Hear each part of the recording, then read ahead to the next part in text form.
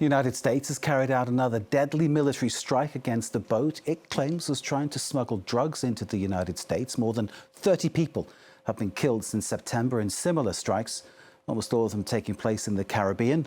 They were believed to have originated in Venezuela. And this latest bombing, however, was the first to take place in the Pacific, targeting alleged drug traffickers from Colombia. The US president's declared war on drug traffickers who he claims are smuggling fentanyl into the United States, and it's an operation that appears to be expanding. Well, for more on this now, we're joined here in the studio by Monte Francis. Monte, good evening to you. Good evening. Before you get into what the White House is trying to accomplish here, just bring us up to date with precisely what's been done so far. We're seeing a real buildup of U.S. military power in the Caribbean. We know of at least 8 Navy warships, dozens of aircraft, including 10 F-35 fighter jets, and at least 10,000 American troops. Let's just take a look at a rundown of this series of attacks on boats that have happened in recent weeks. The first one happened on September 2nd at a strike that killed 11 people. There have been a total of 7 boats and 1 submersive vessel that were destroyed, and a total of at least 37 people who have been killed. I want to focus in on those last 2 attacks we see there, October 16th and 17th, because they both stand apart. The first one there on October 16th, it's different because 2 people survived. Those 2 survivors were returned to their countries of origin, Ecuador and Colombia, for apparent prosecution. Ecuador has since released its suspect because the government there said there was no indication of a crime. Now, the last bombing on October 17th is different because, as you said, it's the only one that took place in the Pacific and targeted alleged drug traffickers from Colombia. So there might be some indication that the U.S. strategy is shifting here a bit. Now, Donald Trump and the Defense Secretary Pete Hegseth have been posting videos of these boats being blown up on social media, but so far publicly, the U.S. government hasn't shown any proof that there were actually drugs on these boats. And Donald Trump is even now hinting at the possibility of a land attack in Venezuela. Let's just see how U.S. Secretary of State Marco Rubio is justifying these attacks. So they come on boats, as we've seen. They come through the Caribbean with the full assistance and cooperation of the illegitimate government of Venezuela, the Cartel de los Soles, which is run by Nicolas Maduro. And they also operate in the Pacific. The Colombian authorities, when it comes to like their military and their police, are still very pro-American. The only problem in Colombia is a lunatic president. The guy's a lunatic. He's a lunatic. And he's not well. And everybody knows he's very unpopular in Colombia.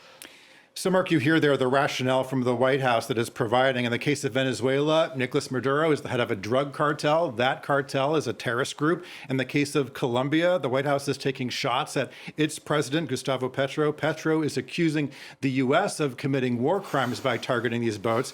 In fact, human rights experts have pointed out that these attacks likely violate U.S. and international law, which ban extrajudicial killings outside of combat. Indeed. Now, Trump appears to be, as you just alluded to, threatening war with Venezuela in particular. What's he trying to accomplish?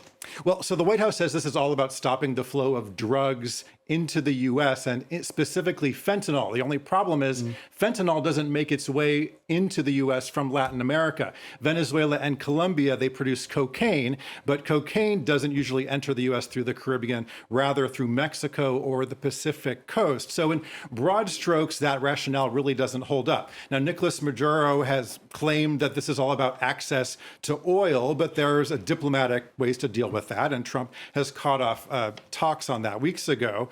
This could be about threats to democracy. You know, the U.S. has been involved in regime change in Latin America before in the past in the name of democracy, places like Chile and Nicaragua. But as we know, Trump is a fan of authoritarian leaders, and he's not seen as a big advocate for democracy. So all the signs point to a desire on the part of the U.S. for regime change in Venezuela. In fact, Donald Trump made quite a surprising admission to reporters the other day. He acknowledged that the CIA is carrying out a covert action inside Venezuela against Nicolas Maduro. That's very rare for a U.S. president to do because, of course, these operations are supposed to be covert.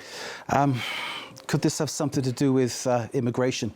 one of Trump's signature policy issues?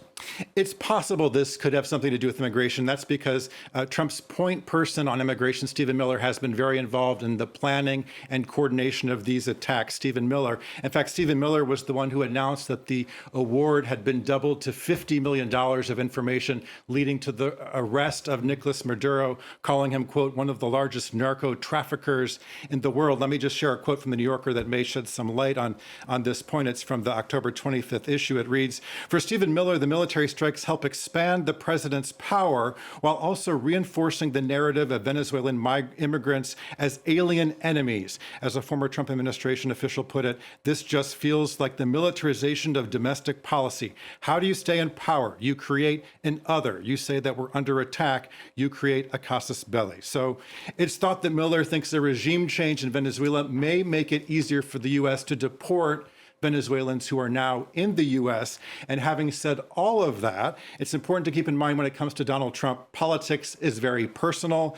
Petro has called Trump a murderer, a war criminal. There's also bad blood between Trump and Maduro. So personal animus could be also contributing to all of this. Indeed, and Trump often says he's a man of peace, but what we're seeing, of course, appears to be on the contrary in Latin America. Monte, thank you for that explanation about the situation, with more analysis of what is going on down there later in the programme. But thanks again to Monte Francis for that. Great to see you.